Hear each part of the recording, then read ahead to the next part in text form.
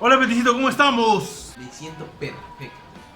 Hoy les presentamos este segundo capítulo de redacción de informes técnicos que ha tenido gran acogida, Peticito. ¿En serio? Pues claro, hemos recibido numerosos contratos para corregir muchos informes, más que para corregir, para darles eficiencia en la transmisión de la información. Este ejemplo que les traemos a continuación irá directo a la vena, como dijo el presidente Alejandro Toledo en cierta ocasión. A la vena. Peticito, hazme el favor de leer nuestro segundo ejemplo. Si quieren ver el primer ejemplo, chequen nuestro profile en LinkedIn. El avance por disparo es el metraje obtenido luego de la voladura realizada en un frente.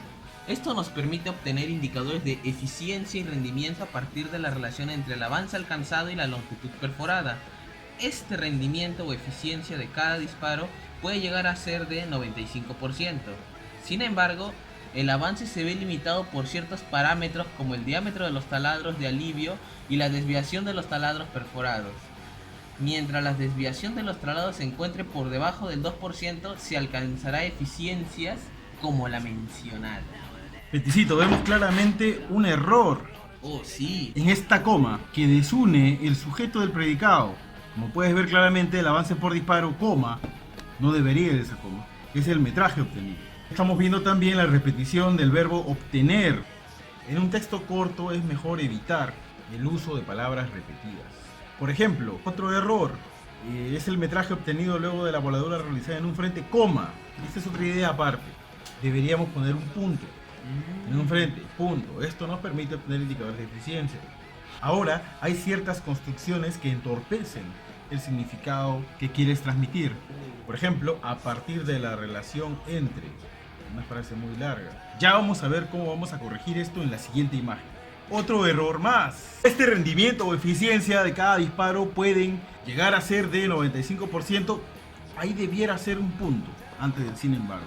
El sin embargo generalmente se utiliza para empezar otra idea. O una idea que va a aportar a la anterior, pero debería estar antecedida de un punto. Ahora tú te fijas claramente, Cecitar, en las últimas líneas, cuando dice, mientras la desviación de los taladros se encuentre por debajo del 2%, bueno, esas últimas tres líneas debieran ser otra idea aparte. El redactor de este texto colocó una coma y no le da la importancia a ese último consejo, que es como una especie de tip para la perforación. ¡Ojo! Démonos cuenta que esto es todo un párrafo. Y de aquí podrían salir mínimo dos, con ideas bien claras, bien específicas y totalmente delimitadas, con un significado potente para el lector. Pasemos al párrafo ya corregido. El párrafo anterior tenía 10 líneas y este párrafo, como ves, tiene 7. Y hemos ganado en precisión, en legibilidad y hemos ahorrado papel. Es muy importante. A continuación leeremos el párrafo corregido. El avance por disparo es el metraje resultante de la voladura en un frente. Preciso, es la definición del avance por disparo. No queda ninguna duda.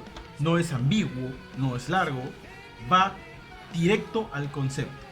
Luego nos habla de un ratio, y dice así: la división entre el avance y la longitud perforada brinda indicadores de eficiencia y rendimiento, generalmente cerca del 95%.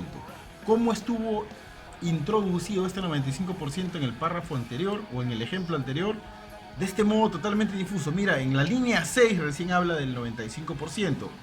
En el ejemplo corregido estamos hablando de él en la línea 3. Este rendimiento o eficiencia, dice en el párrafo anterior, de cada disparo pueden llegar a ser de 95%, sin embargo, y se pierde la idea dentro de este marasmo de palabras. Pasamos a la siguiente idea. En ocasiones, el diámetro de los taladros de alivio y la desviación de los taladros perforados limitan el avance. ¿Te das cuenta? Estamos viendo cuáles son los pros y los contras del avance por disparo. Entonces, en esta idea estamos viendo qué factores limitan el avance, que son el diámetro de los taladros de alivio y la desviación de los taladros perforados. ¿Cómo había tratado el autor anterior estas limitaciones? Sin embargo, el avance se ve limitado por ciertos parámetros como el diámetro de los taladros de alivio y la desviación de los taladros perforados. Muy largo. En el ejemplo corregido hemos limitado, hemos precisado esos factores.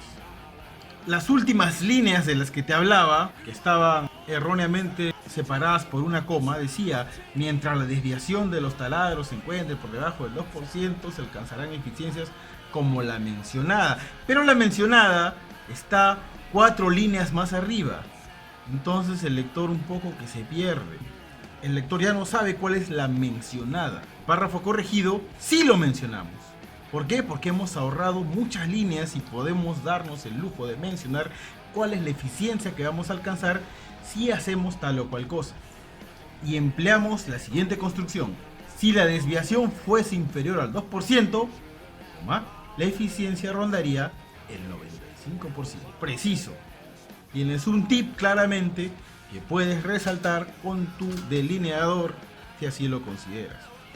Ese tip no está perdido, como en el ejemplo anterior, en un torrente de palabras. Entonces, nuestro cuadro comparativo de siempre muestra que el párrafo anterior tenía 10 líneas y el corregido, si bien tiene 2 párrafos, se ha reducido a 7 líneas.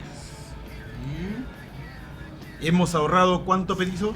3 líneas en el texto y hemos ganado claridad. Yo quería hacer mención, Petizo, a la última idea.